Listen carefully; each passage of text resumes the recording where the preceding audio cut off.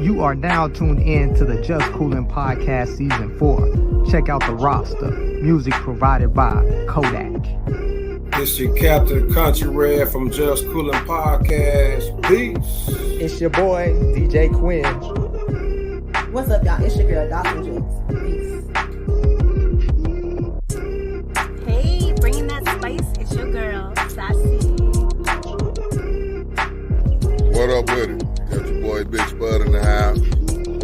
It's Coolin' Podcast on the Tattoo Shop Radio every Saturday on Zeno FM at 12 noon Eastern in USA, Culture Shock in Canada, Cuzzo FM in Germany, Wapto Music FM in Guadeloupe in the Caribbean, powered by Zeno FM with additional monitoring by Online Radio Box.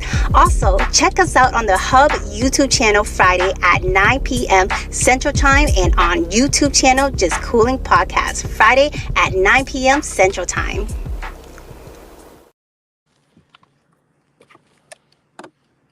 Welcome back to another episode of Just Coolin' Podcast. I am Country Red. DJ Quinn. I'm Dawson Jules. Sassy? All right, we have a special guest in the building. Betta, the producer, brother. What's going on, man? What's going on, y'all? How y'all doing? We doing good, man. All right, that's what's up. Been a long day, long productive day. Oh yeah, tell us a little bit about it, brother. Oh man, I had a photo shoot out in Queens. I'm gonna be on the cover of Indie Source magazine. So they had a photo shoot. So I had to go out there and so that's like an hour from where I'm at in New York. So to get there and get back in time for this, it was crazy. I didn't double book. It's just that it was like, right. Trust me, I didn't double book. I just wanted to make sure I wanted to make every obligation. I gave my word. I wanted to make sure I was there, and I pulled it off. Thank God. So I'm here. Hey, Appreciate it. Man, glad to have you on here, man. So let's jump right into it, man. So like, what are some of the influences that made you want to produce, rhyme, and sing? You know, like how did you become a triple threat? Wow, watching my brothers being exposed to music early, through my mother. You know, I had that mother that cleaned every Saturday and pumped Earth, Wind, and Fire, the Commodores, Motown, everything was back in the day, right? Straight old school. Then I had my brothers who was coming up, and around that time, that's when hip hop was just really starting to roll. So the KRS Ones, African Bambaataa, you know, things of that nature. So, and then sometime after that, I was introduced to the church, and then that's what I learned about the instrumentation, the singing, the harmony. Believe it or not, I learned how to perform being in church. Okay, you know where it starts. Yeah, right. Yeah. So, so those are my influences, and I really can't attribute one particular artist, one particular genre. It's just like a pot mixed with everything, and then out came me. You know what I mean? So, yeah. Oh, that's dope. So I listened to some of your music and I've seen that you had some snippets of jazz. So who is your favorite jazz artist? It depends. If we're talking organ jazz, it will have to be Joey DeFrancisco along with Jimmy Smith. If we're talking piano, we're talking Barry Harris, Chick Corea. So and it's different subgenres of jazz. Right. You know? So like I said, I've been exposed to it all with my background. So I was able to take a little from here, a little from there. And unfortunately, I don't have a favorite. You know what I mean? I just like that's a good thing. Because you know what it is? Music is a vibe. You know what I mean? It's a universal language. And I understand the language no matter where it comes from. You know what I mean? So yeah. Now I do have a favorite R&B singer. I'll have that. You know what I mean? That's what I was gonna ask. Who was your favorite R&B singer? Hands down, Music Soul Child from Philly. Soul Child. Okay. Yeah, I mean, my people think I'm bugging because I didn't say R. Kelly, you know, prior to his conviction. I didn't say Michael Jackson, Chris Brown. I see music live and his vocal ability. I don't really get to hear what he could do on these records. When you see him live, that's a whole other story. It's different. You know what I mean? So, big up to music, yo. Shout out to music. That's my guy. Yeah. Yeah. He snapped on Love though. When he sang that song Love and those notes he was hitting on there. Yeah. I can imagine what he sound like live. That's I be thinking I could sing that tone too. That They got them high octaves. I'm like, all right. Facts. Like, you know what I mean? Hit them heavenly notes like that. Word. Let me ask you this question then. Uh-huh. Well, is we kind of have, well, we do have a Who You Got segment, but I'm jumping around, so I do want to ask you, who would you take? Music, Soul Child, or Belial? Music. And I'm gonna pick Music because he could do everything. I'm not saying Belial can't, but what Belial showed us is this is his lane. He hasn't yet showed he could jump into this lane and be just as successful. Right. Music, if you listen to the what's that album?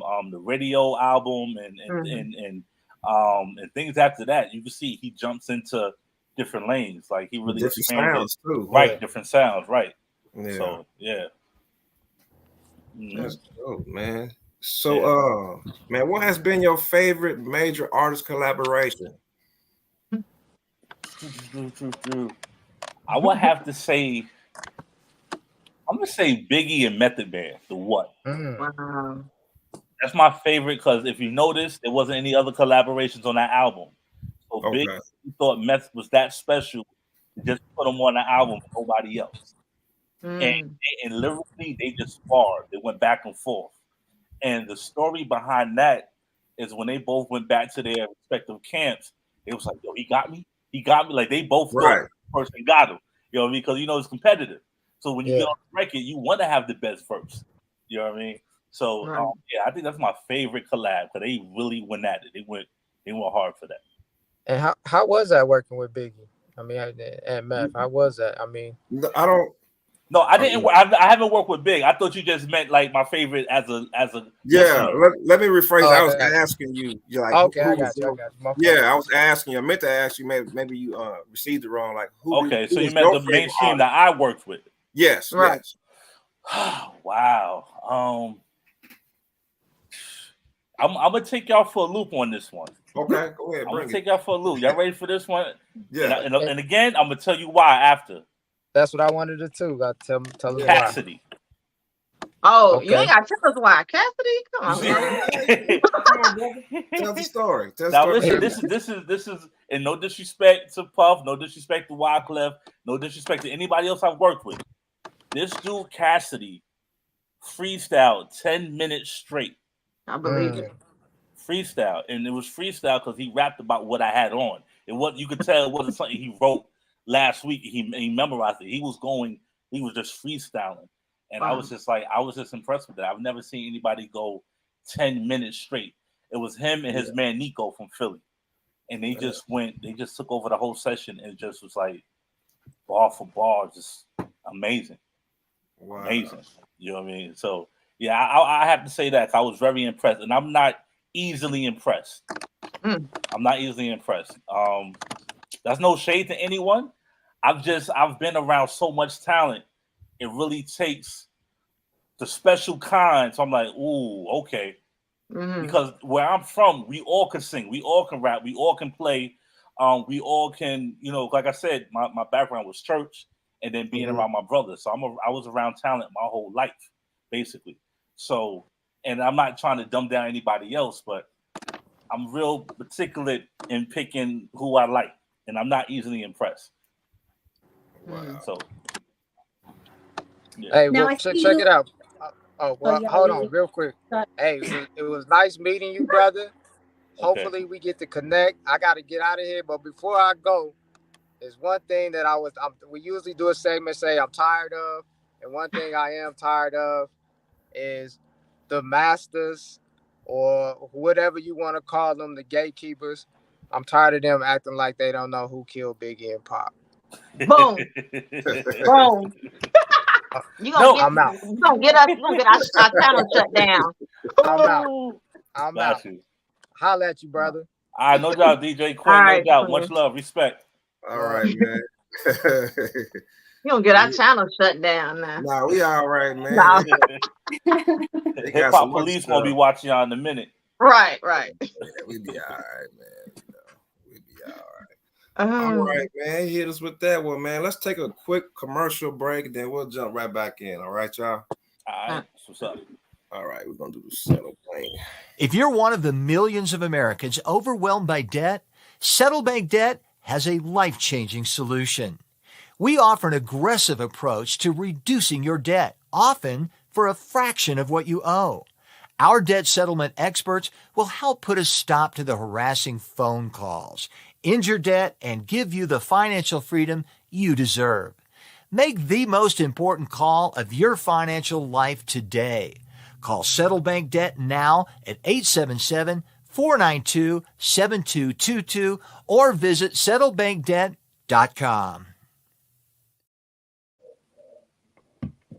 Back to Just Coolin' Podcast, man. So is it true that you worked with the legendary Heatmakerz? Can you kind of give us a backdrop on how that experience was? I like that. He's like, is it true? I was like, nah, I lied. Yeah, you know, I just had to do it that way, you know. Nah, I'm messing with you. Like I said, man, it's been a long day, and I'm just winding down, and I wind down with humor. I was introduced to Heatmakerz. What a lot of people don't know, they started out with 3 producers with Heatmakerz, and then eventually just went off to Arsonist. And I'm not sure what the other 2 are doing because I kind of lost contact with them throughout the years. Okay, but I met them through a coworker. I worked in a pharmacy. And not a street pharmacy, a legit pharmacy. You know what I mean? Yeah. And she knew I played piano, and I had business cards. I was teaching piano as well. So when I came into work, gave her a business card. She's like, "Yo, my neighbor make beats. I should link up." And I was like, "All right, well, set it up." And she set it up. I went to the studio. I didn't know how big they were at the time because it was just like I've never heard of them before. You know, so when I came in, I saw some plaques on the wall. I was like, all right, cool. Again, I'm not easily impressed, so that doesn't really move me. What I was impressed with was after hanging out, going to different sessions. I remember I came in. I never told nobody the story. I came in on a New Year's Eve, and Arsonist was in a studio making a track. And at 12 midnight, he stopped and started praying. And then at 12:01, he got back to making the track. And I experienced that, and I was impressed with that. I was like, he really gave reverence to God for where he is, what he's doing, where he's going. And I really can appreciate that, having a spiritual background. You know what I mean? So so being with them, I've learned a lot. I learned how to sample, how to chop. You know, I've just learned a lot. And through them, I got to work with K Slade. I was on the K Slade album through Heatmakerz. So that's how I got my start as far as being introduced to the industry. You know, before that, again, I was working with my brothers, but that was my start with the industry through Heatmakerz. R.I.P. to K Slade, by the way. R.I.P. to K Slade, definitely. Lost a real one. Y'all get in here, y'all. Come on, ladies. No, I'm trying to wait till he finish. You know, I'll be cutting people off. I'm trying to make sure y'all finish. Yeah, cut me off, D. Cut me off. I talk too much. Cut me off. So you say you play the piano. Do you play any other instruments? Not as well. I mean, I could get on and get through on the drums and probably get through on the bass, but I'm not gonna hold you. If I'm gonna say a craft that I've mastered, it's gonna be the piano. Okay. So I saw you up in a video on one of your YouTube channels, and it looks like you were just having fun. Do you ever thought about teaching music as well? It looks like you were so into it, and you look like you can carry the whole group. There's like a vibe to that. Appreciate that. Yeah, I do. And that's how I make my living. I make my living producing, and I teach. Oh, so I do that full time. Yeah. Me as well. 2 teachers in the house. Thank y'all for y'all services. Sassy teach? You teach Sassy? No, my brother. Oh, your brother? Oh, okay. What you teach, country? I teach STEM, man. Okay. Yeah, I teach STEM, computer science and coding. So, that's where it's at. Yeah. That's where it's at. Man, go ahead, sis. See what I'm saying? See what happens? Don't worry about it. We're gonna keep on grooving. Keep going. What do you think about the current state of hip hop? You think it's taking a good direction or bad, or what is your opinion on the state of hip hop right now? Okay, so and I hope nobody pull up on me on this one. I already know what it's going. I think eventually, if it goes in a direction where it is, I think eventually it's going to die out. Because we're going to get tired of what's going on. We're going to get tired of the drill. We're going to get tired of people who are very, very talented, but relying on their street activity to sell records or relying on their bodies to sell records. Eventually, we're going to get tired of that. Eventually, the generation is going to grow up. And when they grow up and they mature, they're going to want more. What can they give them at that point? So I think eventually it's going to die down. And then as far as corporate America is not going to want to get with that because that's just a bad investment. Because most of these rappers are getting locked up. They're telling on each other. They're getting killed. And if I'm a Fortune 500 company, I'm not investing in something that's not guaranteed or not even guaranteed, but a sure thing. Like, you know what I mean? So when they go to make that merger, it's not going to be any mergers. That's what made Jay-Z so successful. He was able to go to corporate. You know, LL was able to go to corporate. Ice-T was able to go to corporate. He was able to cross over to other things. This generation, they too reckless to cross over into that world. I think they settle too with just, I mean, you can just throw them some bands and some chains and they settle. They are, I think they're satisfied with just that, it seems like. Yeah. You know, some of them. It's a quick bag. And I was telling my man the other day, these promoters are going to stop calling them for walkthroughs because now insurance is going up whenever you're having a hip hop performance, you know, because of what comes with it. The violence has come with it. Promoters ain't going to want to be tied to that. Right. So eventually they're going to stop calling these guys to come do walkthroughs and come through doing songs and stuff because now they're costing everybody else the bag. So eventually it's going to die out. So, but what do you think about it?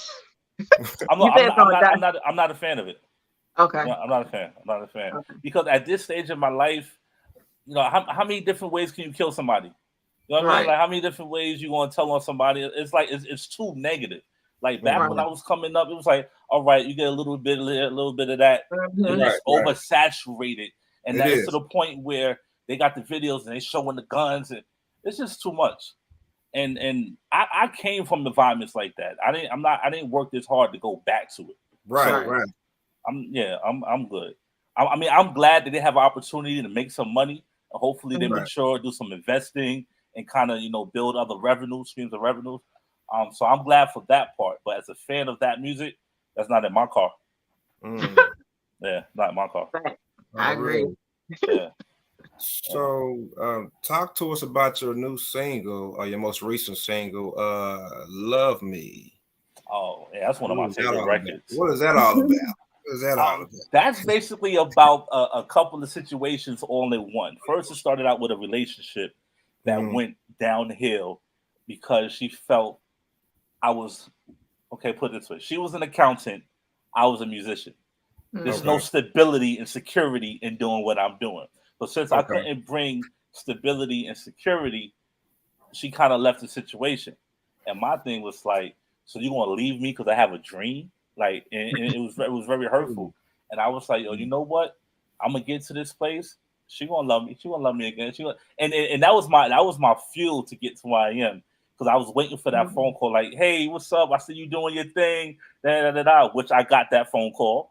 And just to turn it down, it meant everything. You want to link up? You want to get something to eat? Nah, I'm good. I'm good. You know what I mean? I'm not stable. I'm good. Right. You know what I mean? So, and then, as you know, when you start your business and you start your brand in the beginning, you don't really get the supporters you really look for.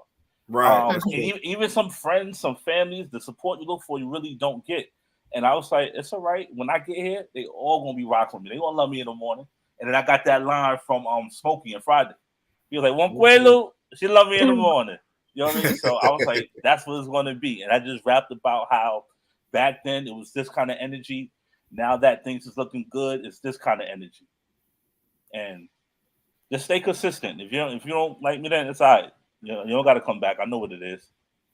So it's like an upbeat song. Do you think you have a breakup song, or do you have a favorite breakup anthem? Yeah, I have a breakup song on my last project called Pandemic. You can stream it now everywhere. It's a record called Forever and a Day. I was just about to ask you about that. Wow. Oh, you heard that? Yeah, I was gonna ask you can tell us, walk us through the creative process of that song, because I like it. Oh, the creative process was a broken heart. I was in a relationship. Remember, music is a feeling, right? And as I'm going through this breakup, which I could probably get into the details of that at another time, as I'm going through this breakup, I took it very, very hard because I felt this was the one I was going all the way down the line with. And when that didn't work out, I just got into a slight depression. And shout out to my brother Shannon. He was like, yo, your best music comes from when you're hurt. And matter of fact, let me bring it back. My daughter's mother, shout out to Ramona. I have a great co-parent that I'm cool with. And she said the same thing. She was like, yo, your best music is when you're hurt. Write about what you're going through. And I kind of like, nah, nobody want to hear an album of a dude heart broke. Like, dudes don't get broken hearts and stuff like that. We tough. We bounce back. We get more. We get more women. After the women, we go get more. Like, so I was like, I ain't gonna do that. But it kept calling me. Every time I made a beat, it felt depressing. Every time I had a lyric, I said, yo, I might as well just get it out my system. Yeah. And I wrote about probably. It. Right. Yeah. It was 100% therapeutic. And then as I'm recording it, I'm realizing I'm healing. I'm you know what I mean? And I knew she was going to listen to the record. So I didn't want to put her business out there and I didn't want to diss her. So I had to kind of make it about, okay, this didn't work, but I'm going to be okay. And she's going to be okay. And I'm not going to point the finger. When you point the finger, 3 fingers is pointing back at you. Right. That's fair. Yeah. That's so, dope. Yeah. So that's that one of my favorite. That's one of my favorite records, actually. Yeah, I like the sample and the girl talking. I don't know where you got that from, but I was like, I like that song. Yeah. I got that from a movie. I'm gonna let y'all figure that one out. I know it's a movie. I can do more research. Yeah. And then I called Gabriel Bello, who was a Grammy Award-winning saxophone player that I met networking on Instagram. And I said, hey, I got this record. Yo, can you work with me? So I sent him the record. He was like, yeah, yo, I like this. He sent me back a couple of tapes, got the sax on it, got the bass. I played piano on it, and it turned out to be a dope record. I like that song. Yeah, thank you. You're very welcome. Yeah, I'm surprised you heard that because nobody in all the interviews, nobody bring that song up. So I'm surprised. That's what we do over here, man. We do our job. All right, let's go on to another segment, man. You might have kind of slightly answered this, but I want to put it to you this way. So, top 5 songs or musicians that inspire you right now. You don't have to be no particular order. It could be from the past, now, like just okay. So there's a musician. I don't know if you ever heard of him. His name is Corey Henry.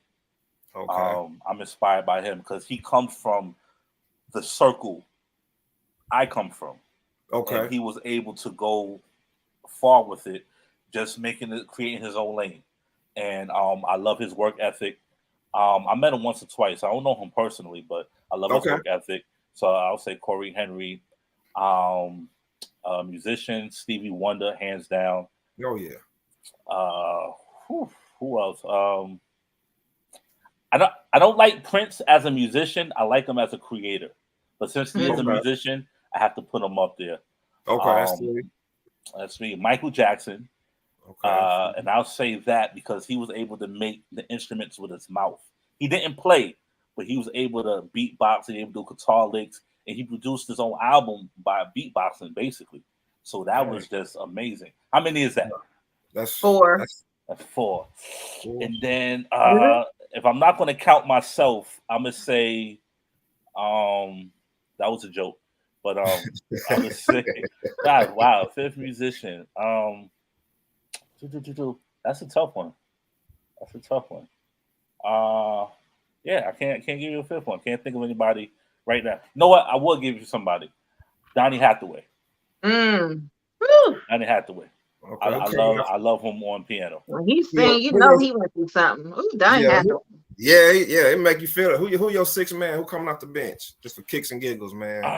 Coming off the bench, musician wise. Okay, I don't know if you heard of this guy. His name is Nate Jones, bass player from out of New York. He's toured with everybody from Trey Songz. I mean, I think that's what he's most noted for. Okay. And this is someone I actually came up with and I actually know. Okay. But his resume is I'll never stop talking if I tell you who he played for. But he's amazing on the bass, and he has done things on the bass that I haven't seen anybody do. I didn't even know a bass could be played the way he plays it. So shout out to Nate Jones. I know he's gonna see this. Nate Jones. So shout out to Nate Jones. But yeah, those my people. I like that, man. That's dope.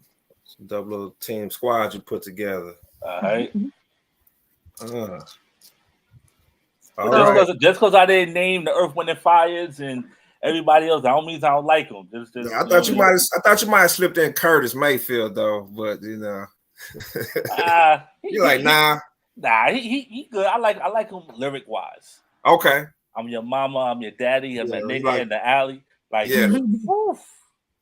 I'm your friend in the time of need. Have some coke. Try some weed. Yeah, lyrically he got it. Okay. Yeah, they was talking about coke and weed back then. Yeah. Yeah, it went over a lot of people's head back then. But yeah, the slang he was using. Yeah. Facts. Sis, did you have a question? I was just gonna ask him if he had to pick one between producing, singing, and rapping. Did you happen to see my TikTok video I put on that? So in the video, on the video, I say I do the narration. I'm like, so they asked me which one I like better, and then I put one of me producing a video, of me making a beat, and then I do a video with me performing. Then I do a video with me playing. And I was like, at the end of it, it's like, why choose if I'm good at all three? So that was my answer. But D, I'm gonna give you an answer. Dang, that's a tough one. It's gonna be between production and playing. It's hard. You know what? Okay, I'll answer like this. Somebody asked me if I was on a deserted island, which one would I rather do? Right. I would rather have a keyboard than the drum machine if I was on a deserted island. I'm going to borrow that one from somebody else, my man. And lease it to me. Yeah, good one. I like that. So so I guess it's going to be the piano. Yeah, wow. Like I said, it's a language that speaks to me, that's been speaking to me, that inspires me. That's the best way I could explain it with the music and playing the piano and the sound that it brings, even the organ. The sound that it brings. Like I said, I've been through some tough times in my life, and as we all, and when I sit down and I, play a little keys or just practice, it's like I start getting my strength back. It's like a form, like you said earlier, therapy, form of therapy, form of healing. And then being in church, I've watched people get healed off. I ain't gonna say off of my playing, but just what's going on, and then I'm being a part of it. And it's like, wow. Then they'll come up to me like, oh, yo, your playing really ministered to me. It really touched me. And to get a compliment that my playing has touched someone's heart or my music has touched someone's heart is the greatest feeling in the world. You can give me a check right now for I don't care how much. It's not going to beat that feeling of someone saying, yo, your music really touched my heart. Because, see, if it touched their heart, I'm going to be there forever. You know what I mean? So, yeah. I'm just wondering, with this much instrument playing, like you playing piano and all that, I'm just wondering, have you ever serenade somebody? If I did that, they'll probably run out the room. You seem like you always like, you're like, you got your heart broken, and you're like, okay, I was in love, you got a lot of love to give. So just wondering, you play the piano. I would use that to my advantage.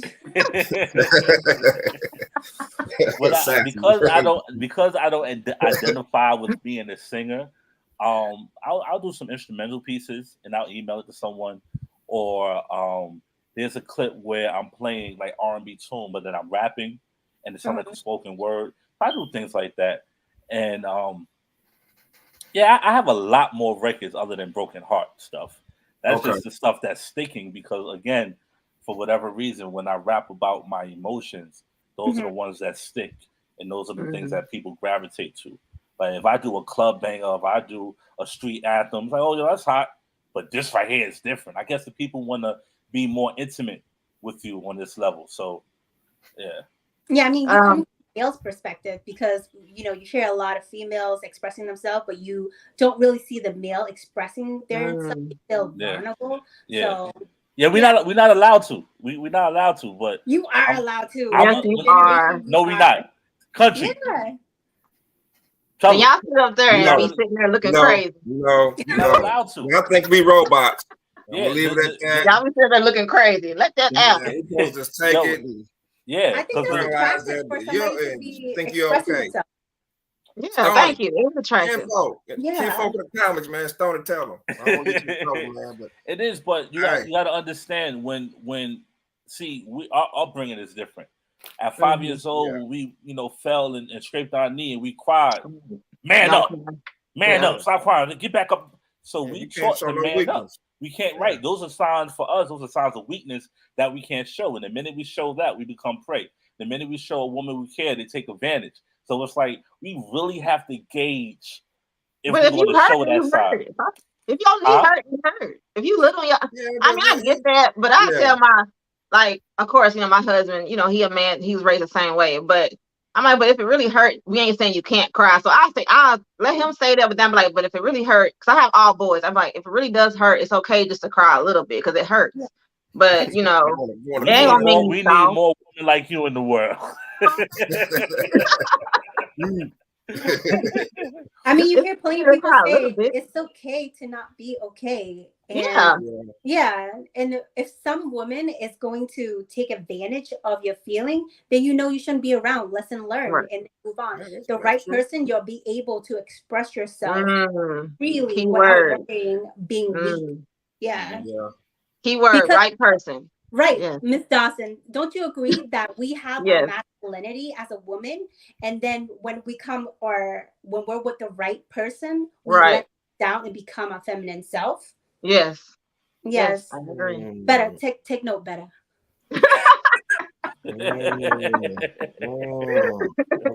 Okay, sassy. Okay. Is Ramona? Ramona said you sang to your daughter. Who's that? Ramona. That's my daughter's mom. Oh, okay. That's Ramona. So my daughter's watching also. She watches everything I do. So shout out to Shannon.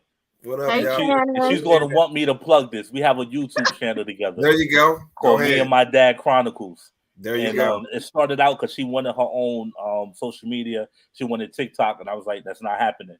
So the compromise was we'll get on social media together and we'll do content together. Right. So that's what we're doing. So you see everything coming in and going out. Exactly. Everything coming to my phone. She don't see anything unless I let her see it. I already know, brother. She's a jewel. She's into acting. She go to school for performing arts and getting the information musically way earlier than what I got it. So hopefully she'll supersede and go far beyond wherever I stop. That's the goal. Man, that's dope. That's beautiful. See, even LaDon agreed with me. Do you see the comment? Please read the comment. That's our cousin. He said he feels sassy. Not see. Let's see what the comment is, man. All right, yeah. Let's take a moment. Look at the comments here. I'm looking on my cell phone and multitasking here. Everybody's engaging. I like that, man. We're doing something right. Enjoy your moment, Dad. Yeah, look at that. Beautiful moments on Just Cool Podcast. So I got a question for you. So can you break down? You don't have to give us the whole 9 on this, but can you break down trying to get I guess placements when you're producing? Can you break down what that entails? Man, that is such a tedious process, man. Music supervisors, and this is the hardship we all gonna come across. Music supervisors are not going to take your music from. Okay, so if you're a music supervisor, you're not going to take it from me directly. You have to take it from a certified company, management company, or placement company. Because what happened in the past, when I give you my music, and let's say 5 years down the line, somebody finds to pick it up and use it. Now I'm suing you because you're the only one that had my music. So they call that solicited music and unsolicited music. So they're not taking unsolicited music, which is basically me to you. So you have to find that middle person. Now that middle person takes advantage and charge you buku bucks just for them to represent you. Like a finder's fee? Basically. Okay. And then there's no guarantee on the placement. So you could charge me $400, and then it's not a one-time thing. So you'll charge me $400 a month to represent me, and I'll give you that $400 every month, and I never get a placement. Oh no! So Wow. So what I have done, and this is just, glory to God for this. God really, he allows me to break all the rules. I've reached out to Dave Jordan, who's the music supervisor of every Marvel movie we could think of. Oh, wow. And so when I looked him up, I saw the company he worked for. I saw his interns. I saw their assistants. So I'm like, I'm going to start at the bottom. I reached the bottom, like, hey, my name is so-and-so. I got a record just for Black Panther. It's called Wakanda Forever. Y'all can check that out on my first album. Okay. Shameless plug. My first album was Fresh. So I worked my way up, and I didn't get to speak to Dave Jordan, but I spoke to his assistant. And they was like, listen, we're going to keep you on file. This is not what we're looking for this record. I was trying to get on the Black Panther 2 soundtrack. So he was like, we'll keep you, in our database, whatever. Just reach back out to us whenever you got some more music. So that's what I've been doing now. I'm going directly to the music supervisors, but I'm going through the channels. I'm going through the assistants, the interns. I'm not going through Taxi and these other companies that hit you with fees, and then they want a percentage of your publishing. Nah. That's smart. We're not doing that, because a lot of people are taking advantage of the person in my seat, and because they got the connection, because they the plug, they feel like they could do whatever they want to do. Blah blah blah. Quick example: I had an opportunity to give some music to Rihanna, and the middle person was like, "Okay, well, they called it points. I want a couple of points on this project." So not only do I'm splitting points with the person that wrote the record while I produced it, I'm gonna have to split points with Rihanna. She's gonna take the bulk of it. I gotta give this one and then the person that has nothing to do with nothing is getting points on my record. I wasn't comfortable with that. My man was like, "Dog," and I'm like, we said 10% is better than no percent, or 1% is better. I'm not doing that. I know my worth. I'm not doing that. You have to. Absolutely. Yeah. So so that's the name of the game. It's not as easy as it may appear to be, but I believe if you're consistent, and I'm very spiritual, so I believe you put God first, everything's going to line up in His time. So I'm glad you was able to give us an insight on how it is. I didn't know it was like that. I knew a little bit about the industry, but not like that. Okay, it was very insightful that you shared that with us. Wow. Yeah. Have you had a chance to perform in any of your top markets? By chance? I'm trying to think. I haven't hit LA up. I was trying to hit LA this summer. But New York, I definitely hit New York. I did a Moment Fest last summer. And that was a big dope turnout. We did a concert on the beach. And that was just live band. I had 2 artists open up for me. King Lily, Vaughn, there you go. Shout out to them too. They opened up. I came out. I closed the show. Had the live band. My daughter performed with me also. Cause I got a record where she knows lyric from beginning to end. And I was like, "Come here!" And she got up on stage and she just went for it. So that's out there circulating too. And she's like a natural performer. So yeah, I perform in my markets, and I get love everywhere I go, and I'm real privileged and humble for that. I really am. That's dope, man. That's dope. Sassy, man. Why don't you bring up the wifey duties versus girlfriend duties? Kind of break that down. Let's know, Betta. What is consider wifey duty to you and a girlfriend duty to you? You sure you want to ask me that? Yeah, now I am. All right, let's go, Sassy. Let's go for it. Okay, for me, if I'm gonna bring you coffee, you're not getting sugar. Here we go. We'll just get you black coffee. You can get your own sugar and your own cream if you like it that way, because that's wifey duty is extra. Oh man! All right, so now this is gonna be a teachable moment. Go ahead. Oh man! And I know Dawson gonna be able to attest to this, right? So again, I'm a spiritual person, so I'm always go back to that. The Bible says, "A man that findeth a wife findeth a good thing," right? It didn't say a man that findeth a girlfriend, a side piece, or this and that and the third. A wife is not someone that you become once the ring is on your finger. You have to show that you can do the wifely things before you become a wife. What's going to make the man want to put the ring on you forever if you just doing girlfriend duties? So by you being my significant other and you don't put the sugar in the coffee, you're not going to be, I'm not going to marry you. Because like, why would I do that? Why would I wait for me to put the ring on your finger for you to start doing wifely things? And for me, I got to do husband things before we get there so you can see what I am as a husband. And that's what it is with that. So it's because, okay, not everybody think like that. You're a mature person who would do husband duty, before even anything. So if you're gonna be doing husband duty, then okay, then I will be doing wifey duty as well. I'll show you all of me and give you all of me. But to me, I feel like whatever energy you give towards me, I'm gonna reflect it back. The amount of love that you show to me, I don't know. To me, I was always taught. My mom always taught me, don't ever tell anybody that you love them first. So I was taught that way. So, okay, I won't show anybody show that I'm weak or that I love them first. You got to show me first who you are, and I'll give you back the same. So, Sassy, wonder if you be somebody with the same thought process. And y'all both waiting to see, okay, who's going to love you? Yeah, who's going to say I love you first? Who's going to show it first? Have gray hairs. you got to throw yourself out. Like me, I'm never going to change who I am. I'm a lovable person. So if I find a woman and I deem her worthy enough for me to do the things that I'm going to do, I'm going to do it. And if she can't meet me there, after a while, I'm like, you know what? This is not for me, and I'll go about my way. But I'm not going to stop being who I am. Like, I open doors. You know what I mean? I give roses and flowers on the first date, second date. You know what I mean? I do all those things, and I continue to do it down the line. Because once you start it, you can't stop.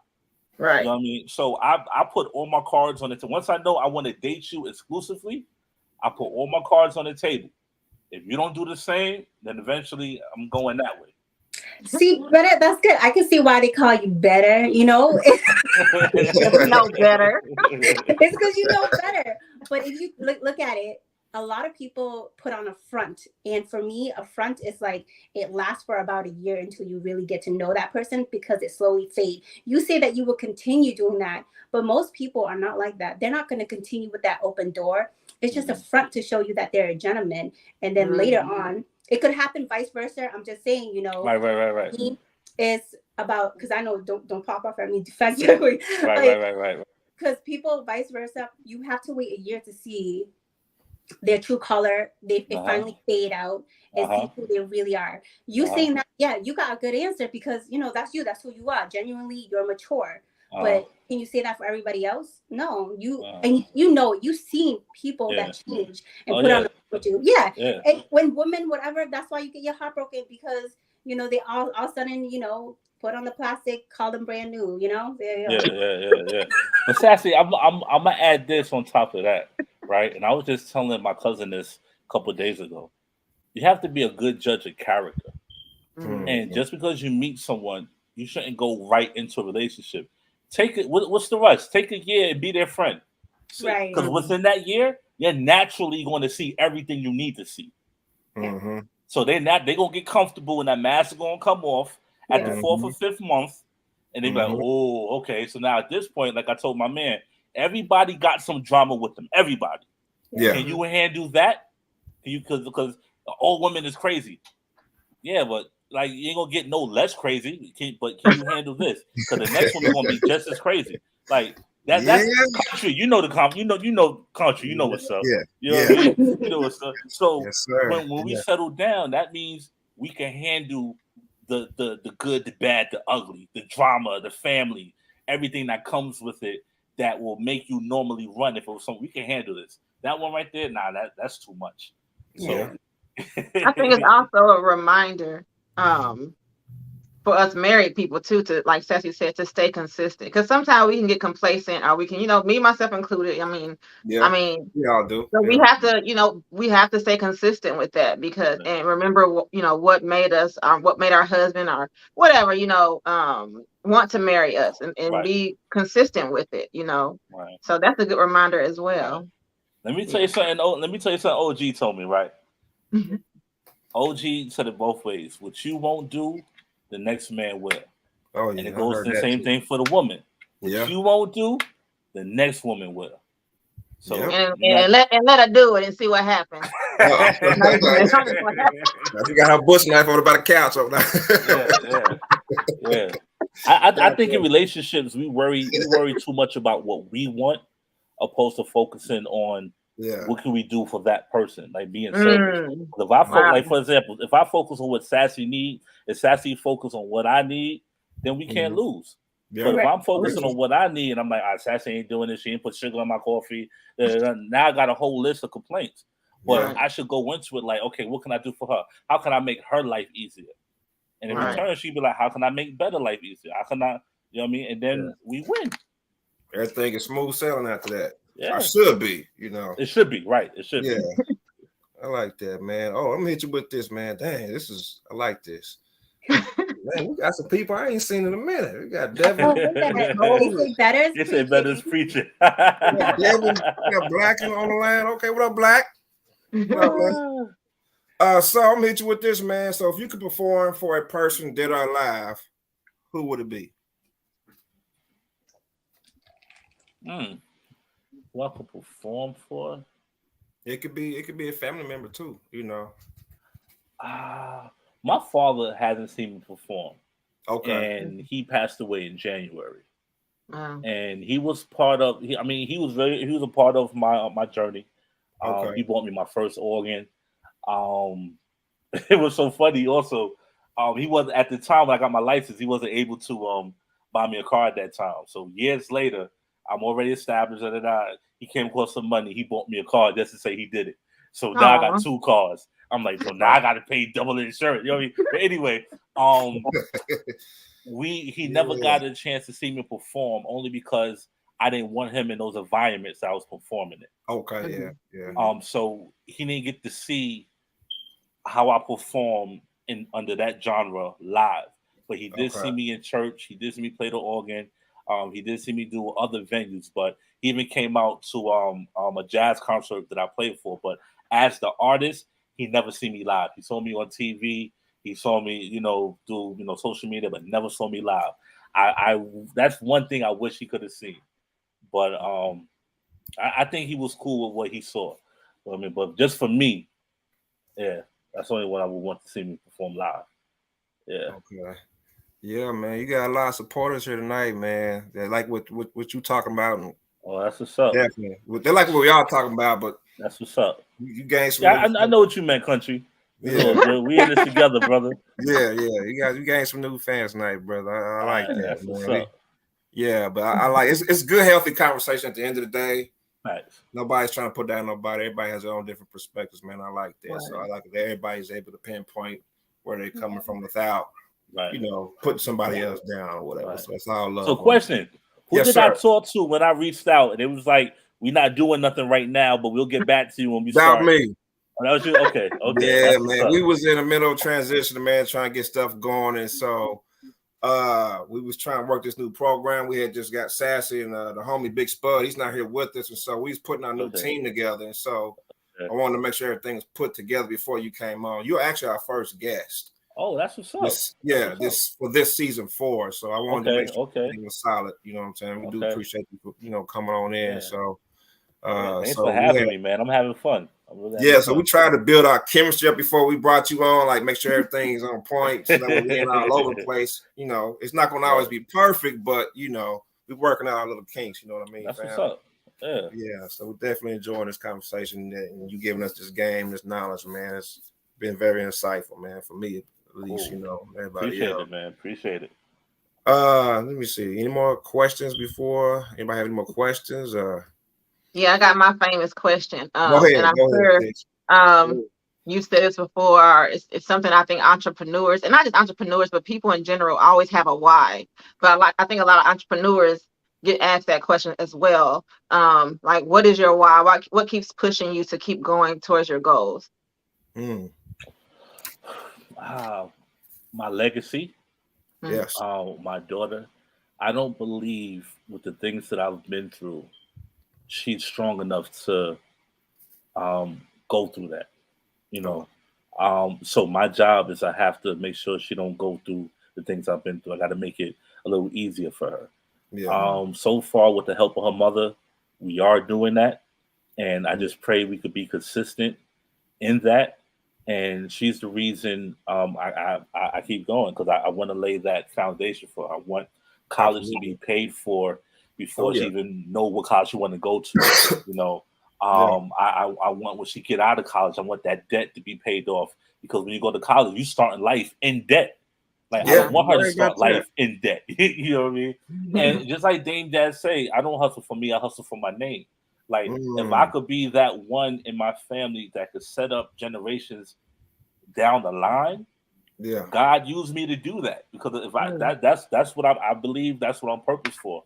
That's why I believe I have the music, I have the resources to where this thing could just flip overnight, and I could be a millionaire overnight in the business that I'm in. Right. And it's not about the money, but it's that security that I want to provide for the ones coming after me. And then I'm gonna teach them how to give back, to be a part of your community and help everybody else, because you don't get as far as this without having a heart for the people and not give it back. You know what I mean? Like, there's no way you're gonna receive if you're just like this. You gotta be. You know what I mean? You got it. You know what I mean? So that's what pushes me, and the fact that music is in my head and I can't get it out if I wanted to. I was in an interview yesterday, and I was banging on the table, and they was like, "Yo, who's banging?" That was me, like, because I had a tune in my head as I'm talking to them. So I can't escape it if I want to. So even, like I said, even if this wasn't a $1 billion industry, I'll still be doing what I'm doing. So this thing doesn't stop until I stop. Right. And so no matter where I go in life, I could be Diddy level, I could be a nobody. It's not going to stop. Man, so what's next for you, and how can everybody get in contact with you, brother? All right. Well, if you want to get in contact with me, I'm not gonna give y'all my number. Last time I did that, that didn't work out in my favor. Instagram, of course, Betta the producer on Instagram, even on Facebook. Moment.net. I would love for everybody to go to moment.net and sign up for the mailing list. This way you get content before everybody else get it, and get news on what's going on and the next moves I'm making. I'm working on a project with my artist named Music Child, not Music Soul Child, but Music Child.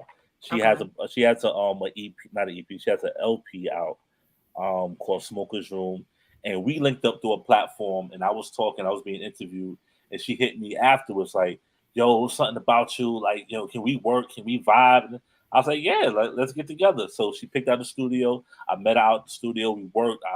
I saw she had a great talent. I saw she had a passion. And I saw she had work ethic. So her and I have been working for the past 3 years. So she's going to be coming out with a project soon underneath my label called Moment Entertainment. Okay. And then I'm working on another project next year.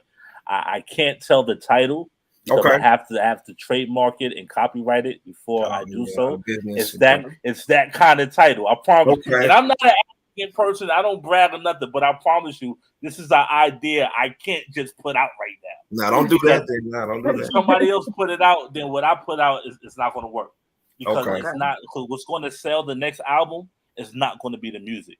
It's going to be everything leading up to the music. Use your imagination with that. No gimmicks. I don't do gimmicks. I let my talent speak for itself. No gimmicks. But I'm releasing something maybe May of next year. Okay. So for right now, I'm just going to be working on this single, Love Me. And I got another single that's going to follow Love Me called Addicted. And I'm just going to let those 2 records rock out until my project is done and music stuff be done by that time too. So I'm going to just be flooding social media with all these projects coming out. All right. Anybody else have anything they want to promote, say, shout outs, or none of that? Well, I got to get y'all Instagram. I don't think I have everybody Instagram individually, so I definitely want to get that. I want to be in contact with y'all. Especially Sassy. I like Sassy. She cool. So definitely want to be so platonically, okay. So, we'll connect offline, brother. All right, cool. I'm gonna hit y'all with a closing quote. I like to end the show with a closing quote, something to leave you guys with a different perspective, man. So I'm gonna leave y'all with this. It's not too late some of your very best memories haven't even happened yet. I'm gonna say that one more time. Wow. It's not too late. Some of your very best memories haven't even happened yet, and that's by Eleanor Brown. I wanted to leave you guys with that. Something just to think about. Leave some little fat on your brain, little meat. And with that, man, we are out of here. We'll catch you next time, brother. Thank you for coming on the show tonight, man. Thanks for having me, man. Thanks, man. All righty. We out of here. Dawson, take it easy. All right, Sassy. All right. Yeah. Peace.